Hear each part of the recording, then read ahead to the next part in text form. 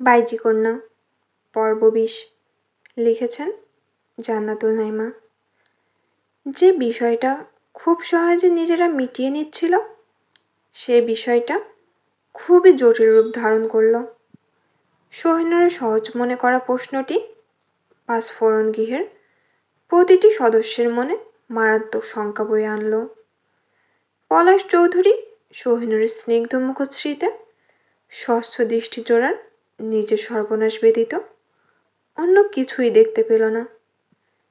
তার সমস্ত ইন্দ্রিয় শক্তি জাগ্রত হয়ে উঠল, মস্তিষ্কে নাড়া দিয়ে উঠল কেবল ওই একটি বাক্যই, এই মেয়েকে শীঘ্রই নিজের আয়ত্তাধীন করতে হবে। বাবা ভাইয়ের দিকে ক্রুদ্ধ হয়ে তাকিয়ে বলল, আব্বা, আমি ওই শালির মেয়েরা আজকে। বাকিটুকু বলার আর সুযোগ পেল না সে। এটুকু বলতেই দিক বেদিক চিন্তা না করেই সকলের সামনে ঠাস করে পলাশের গায়ে এক চড় বসালো অলিয়ল। বাড়ি ভর্তির লোকজন বিস্ময়ে কিংকর্তব্য বিমূঢ় হয়ে গেল, ভয়ে গুটিয়ে গেল পুলিশ অফিসার নিজেও। অলিয়ল চৌধুরীর ক্ষমতা সম্পর্কে সকলেই বেশ অবগত। শহরের বিশিষ্ট শিল্পপতি বড় বড় নেতাদের সাথে হাত আছে তার। সমান তালে দেশে বিদেশে বড় বড় শিল্পপতিদের সঙ্গে ব্যবসায় সফলতা অর্জন করছেন। ধন সম্পদ ক্ষমতায় তার থেকে বলবান বা তার সমানে সমানে গ্রামে উপজেলায় বা জেলায় আর একটিও নেই। 10টা খুন করলেও সেটা ধামাচাপা দেওয়ার মতো ক্ষমতা কূটবুদ্ধি কোনোটারই অভাব নেই তার। সবটা যেন এদের বিরুদ্ধে লোক দেখানো তদন্ত করতেই হবে। সকলের অবস্থা যখন জীর্ণশীর্ণ তখন পলাশ গালে হাত দিয়ে রক্তিম বর্ণ চোখে তাকালো বাবার দিকে, ক্রোধান্বিত কণ্ঠে হুঙ্কার ছাড়ল, আব্বা, আপনি আমার গায়ে হাত তুললেন? আমার উদ্দেশ্য সফল হতে যত সময় লাগবে তত হিংস্র হব আমি, ঠিক ততটাই নৃশংসরূপে সফলতা অর্জন করব আমি। এটুকু বলেই স্থান ত্যাগ করল পলাশ। তীব্র ক্রোধে শরীরের রক্ত টকবক করছে তার। বাবার প্রতি বেশি ক্ষিপ্ত হয়েছে, কারণ বাবা না থাকলে আজ শারমিন বাইচি আর তার মেয়ে দুটোই হাতের মুঠোয় থাকতো তার। পলাশ চলে যেতেই অলিয়ল চৌধুরী বড় একটি দম ছাড়ল।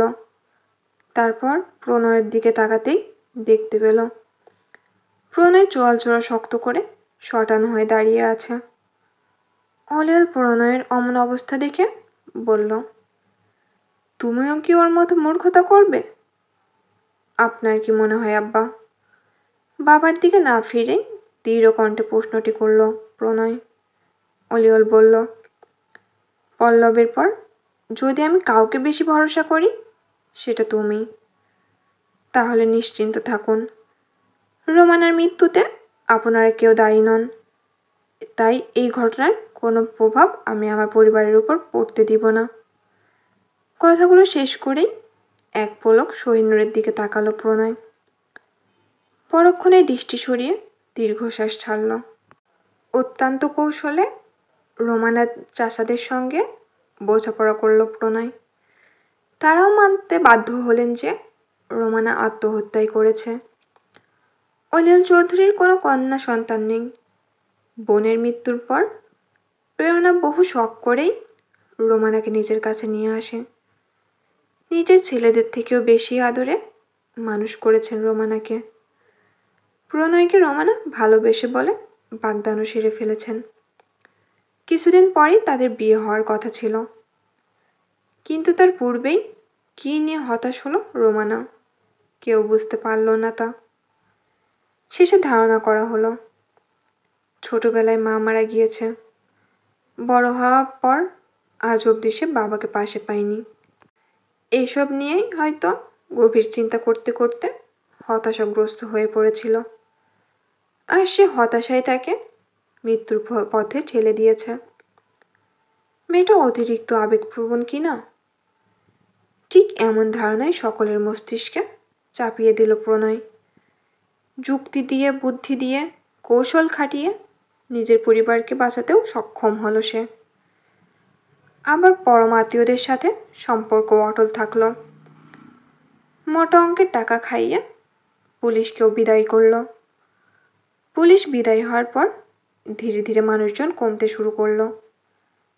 এতক্ষণ অতিরিক্ত ভিড় থাকায়, পুলিশের বৈঠক থাকায় কেউ বাড়ির বাইরে যেতে পারেনি। ভিড় কমতে থাকলে শারমিন সিদ্ধান্ত নিল এবার সে চলে যাবে। তাই সোহিনুরের হাত শক্ত করে চেপে ধরে আগলে রাখলো আর বলল, চলো আমরা এখন যাই। তখনই পেছন থেকে শুনতে পেল, না না, ফাঁসিতে মরা মানুষ গোসল করাতে পারবো না, আমার ডর লাগে। সহসা চরণদ্বয় থামিয়ে ঘুরে দাঁড়ালো শারমিন। দেখতে পেল অরুণা তাদের বাড়ির কাজের লোক সহ মহিলাদের, গ্রামের মহিলাদের বলছে তারা যেন রোমানাকে শেষ গোসল করাতে সাহায্য করে।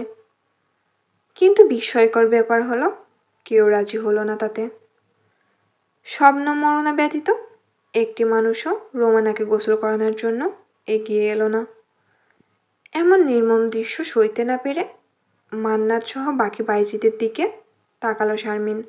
বলল, তোমাদের মধ্যে একজন থাকবি আমার সাথে, বাকিরা নূরকে নিয়ে বাইজি গৃহে ফিরে যাবি। শারমিনের আদেশ পেয়ে মান্নাত থেকে গেল।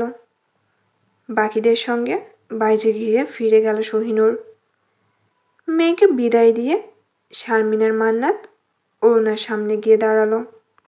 সঙ্গে সঙ্গে অরুণার বুকের ভিতর মৃদু কেঁপে উঠল। এত ভিড়ের মাঝে এতক্ষণ সে খেয়াল না করলেও এবার সুস্পষ্টভাবে শারমিনকে দেখে কেমন যেন গুটিয়ে গেল। শারমিন তাচ্ছিল্যের হেসে বলল, ভয় পাবেন না বড় ভাবি, আমি আপনাকে সাহায্য করার জন্যই এগিয়ে এসেছি। অরুণা আশপাশে সচেতন দৃষ্টি বুলিয়ে শারমিনের একটি হাত চেপে ধরে কিছুটা দূরে নিয়ে গেল। ফিসফিস কণ্ঠে বলল, এভাবে সকলের সামনে বড় ভাবি বলছো কেন? এই করুণ দিনে তুমি রসিকতা করতে আসো না। মৃদু হেসে শারমিন বলল, জমিদারের বড় গিন্নি, আপনাকে অসহায় মুখে দেখতে ভালো লাগলো না আমার।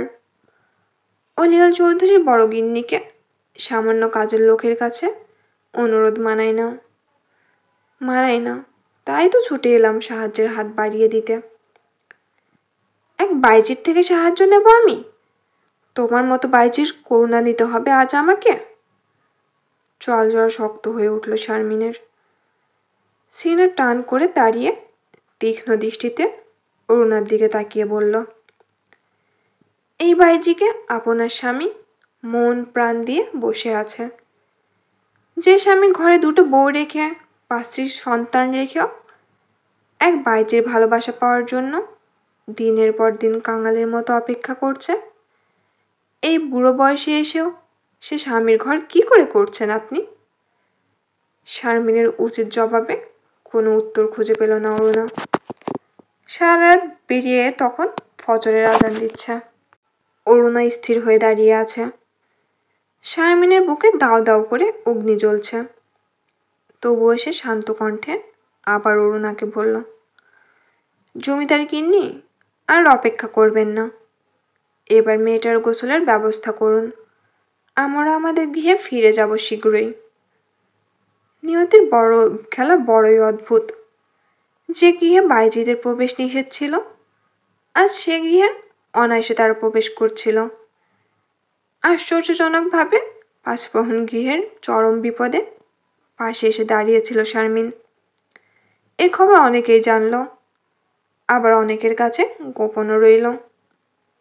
শারমিন বাইজি গৃহের সদস্য ছাড়াও তার গোপন পরিচয়টুকু অলিওল আর প্রেরণা আর অরুণা ছাড়া কেউ জানে না। সকলে এটুকু জানল, বাইজিদের সহায়তায় শেষমেশ গোসল করানো হলো রোমানাকে। এই নিয়ে গ্রামবাসীরা কানাঘুষা করল। পাপিষ্টের শেষ কার্য পাপীদের দ্বারাই সম্পন্ন হলো। পাঁচফোড়ন গৃহের প্রতিটি সদস্যই ভেঙে চুরমার হয়ে গেল তখন, যখন রোমানার জানাজা পড়ানোর জন্য ঘরের মানুষ ছাড়া আর কাউকে খুঁজে পাওয়া গেল না। মসজিদের ইমাম সরাসরি অলিয়াল চৌধুরীকে বললেন, আমার নবী যাদের জানাজা পড়াননি আমি তাদের জানাজা পড়াবো না। নিরুপায় হয়ে প্রণয় খুব রিকোয়েস্ট করে তার এক শৈশব বন্ধু, যিনি পাশের গ্রামের মসজিদে ইমামতি করেন, তাকে নিয়ে এলো। কিন্তু হতভাগিনীর জানাজা নামাজে নিজেদের লোকজন ছাড়া তেমন কেউ অংশগ্রহণও করল না। শেষ ধাক্কাটা এতটাই প্রখর ছিল যে প্রণয়ের দৃষ্টিতে রক্তটোপ বগিয়ে উঠছিল। কিন্তু ভাগ্যের নির্মমতা, দুনিয়ার নিষ্ঠুরতায় সৃষ্টিকর্তার কাছে, পুরো দুনিয়ার কাছে পাপিষ্ঠ হয়ে জমিদার বাড়ির জঙ্গলের এক কোনায় 3.5 হাত মাটির নিচে ঠাঁই হলো রোমানার। গোরস্থানেও তাকে জায়গা দেওয়া হলো না। দুনিয়াতে এমন ভয়ঙ্কর পরিণতি দেখে হৃৎপিণ্ড অস্থির হয়ে উঠল প্রণয়ের। রোমানার এই পরিণতি মেনে নিয়ে বক্ষস্থলে তীব্র ব্যথার সঞ্চার হলো। সকাল 10টা। শোকের তীব্র ছায়ায় পাঁচফোড়ন গৃহ আচ্ছন্ন হয়ে আছে। একদিকে রোমানার মৃত্যু, অপরদিকে অঙ্গনের চিন্তা। সব মিলে প্রেরণার অবস্থা খুবই খারাপ। প্রণয় অনেক চেষ্টা করেও অঙ্গনের খোঁজ করতে পারেনি। এদিকে অঙ্গন দূরবর্তী স্থানে গিয়ে দীর্ঘ একটা সময় একা কাটিয়ে শেষে বাড়ি ফেরার সিদ্ধান্ত নিল। সিএনজিতে প্রায় 5 কিলোমিটার পথ শেষ করে নিজের এলাকায় পা ফেলল অঙ্গন। আশেপাশে পরিচিত অনেকেই তাকে সালাম দিল, অনেকে সান্ত্বনা বাণী দিল, অনেকে প্রশ্ন করল সে কোথায় গিয়েছিল। অস্বস্তি হলো তার, বিরক্ত লাগলো। হঠাৎ একটু বেশি কদর করছে তাকে লোকজন। তাই চোখ মুখে বিরক্তি ফুটিয়ে গুটি কয়েকজনের দিকে তাকালো। তারা ভয়ে বিব্রত হয়ে সরে গেল, কিন্তু শেষ রক্ষা হলো না। আকস্মিক একজন বলেই ফেলল, আহারে, মেয়েটা অকালেই চলে গেল। এইটুকু কর্ণকুহরে পৌঁছেতেই হাঁটা পা থেমে গেল অঙ্গনের। পা থেকে মাথা অবধি কিছুটা কেঁপে উঠল। বক্ষস্থলে মৃদু ধরাস করে উঠল। এক ঢোক গিলে পাশে ফিরে ওই ব্যক্তির দিকে তাকালো, যে ব্যক্তি কয়েক পল আগে উচ্চারণ করেছিল, আহারে, মেয়েটা অকালেই চলে গেল। অঙ্গন কৌতূহলী হয়ে প্রশ্ন করল, কে অকালে চলে গেল? অপর ব্যক্তিটি বলল, তুমি বাড়ির খবর জানো না? অঙ্গনের কপাল বেয়ে ঘাম নিঃসৃত হতে লাগলো। হাঁসফাঁস কণ্ঠে বলল, কি হয়েছে? পাশ থেকে আরেকজন বলল, হাই আল্লাহ গো অঙ্গন ভাই, সর্বনাশ হয়ে গিয়েছে। তুমি কইছিলা কাল থেকে? রোমানা আপা আর নাই গো ভাই, ফাঁসি দিয়ে মাইরা গেছে রোমানা আপা। কঠিন কোনো বস্তু দ্বারা আকস্মিকভাবে মাথায় আঘাত পেলে মানুষের মস্তিষ্ক যেমন চূর্ণ বিচূর্ণ হয়ে যায়, ফাঁসি দিয়ে মাইরা গেছে রোমানা আপা, এইটুকু বাক্যতে ঠিক অমনভাবেই অঙ্গনের মস্তিষ্ক চূর্ণ বিচূর্ণ হয়ে গেল। ভূমিকম্পের ন্যায় পুরো পৃথিবী ঘুরতে শুরু করলো। চারদিকে নেমে এলো ঘনীভূত আধার। নিমেষে সকলের চোখের সম্মুখে অত্যন্ত নিবিড়ভাবে ঘুমিয়ে লুটিয়ে পড়ল ভূমিতলে অঙ্গন। কিন্তু যে অঙ্গন চৌধুরী সকলকে সাক্ষী রেখে ঘুমালো, সে অঙ্গন চৌধুরী আর জেগে উঠল না। ঠিক 12 ঘন্টা পর হাসপাতালের ক্যাবিনে জ্ঞান ফিরল নতুন অঙ্গন চৌধুরীর, কিন্তু স্বাভাবিকভাবে নয়। প্রণয় চৌধুরী সহ আরও কয়েকজন ডাক্তারের দীর্ঘ প্রচেষ্টার ফলে জ্ঞান ফিরেছে তার। জ্ঞান ফেরার পরে পাশে শুধু প্রণয়কে দেখে অত্যন্ত সাঙ্গত্য ভঙ্গিতে অঙ্গন প্রশ্ন করল, ভাইয়া, আমার রোমানা কোথায়? বিস্মিত হলো প্রণয়। পরক্ষণে নিজেকে স্বাভাবিক করে নিয়ে অঙ্গনের মাথায় হাত বুলালো, বলল, অঙ্গন, সত্যিটা মেনে নেওয়ার চেষ্টা করো। মেয়েটা অভিমান করে আমাদের সকলের থেকে মুখ ফিরিয়ে নিয়েছে। প্রণয় কথাগুলো শেষ করা মাত্রই অঙ্গন আশেপাশে এলোমেলো দৃষ্টি বুলালো। স্যালাইন চলছিল তার। হাতের রগ থেকে টেনে সূচ খুলে আকস্মিক প্রণয়কে আক্রমণ করল।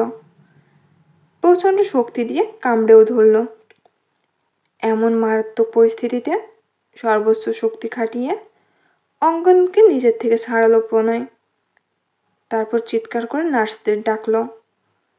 নার্সরা এসে অঙ্গনকে ধরতেই প্রণয় তড়িৎ গতিতে একটি ইঞ্জেকশন পুশ করে দিল। প্রায় 10 মিনিট জবরদস্তি চলার পর অঙ্গন ঘুমিয়ে পড়ল। প্রণয় রুদ্ধশ্বাস ছেড়ে বিক্ষিপ্ত চেহারা নিয়ে কেবিন থেকে বের হলো। কেবিনের বাইরে রঙ্গন দাঁড়িয়েছিল। এমন কঠিন সময়ে রঙ্গনকে হঠাৎ জড়িয়ে ধরে বলল, পারলাম না রঙ্গন, আমি শেষ রক্ষা করতে পারলাম না। অঙ্গনের এই সত্যিটা আমি আম্মাকে কোন মুখে বলবো? রোমানার মৃত্যু, অঙ্গনের মানসিক অসুস্থতা কিভাবে সহ্য করবে আম্মা? পাঁচফোড়ন গৃহে সর্বপ্রথম অলিয়ল চৌধুরীকে জানাতে পারল অঙ্গনের খবর। রোমানার মৃত্যু শোক হয়তো দিন পেরোলে, মাস পেরোলে, বছর কাটিয়ে উঠতে পারবে, কিন্তু চোখের সামনে অঙ্গনের এই পরিণতি কি করে সহ্য করবে? শত হোক, অঙ্গন তার নিজের ছেলে। বক্ষস্থল চেপে ধরে বিছানায় বসে পড়ল অলিয়ল চৌধুরী। প্রণয়ের কাছে খবর গেল, মা ভাইয়ের পর এবার তার বাবা অসুস্থ হয়ে পড়েছেন, এক্ষুনি বাড়ি ফিরতে হবে তাকে।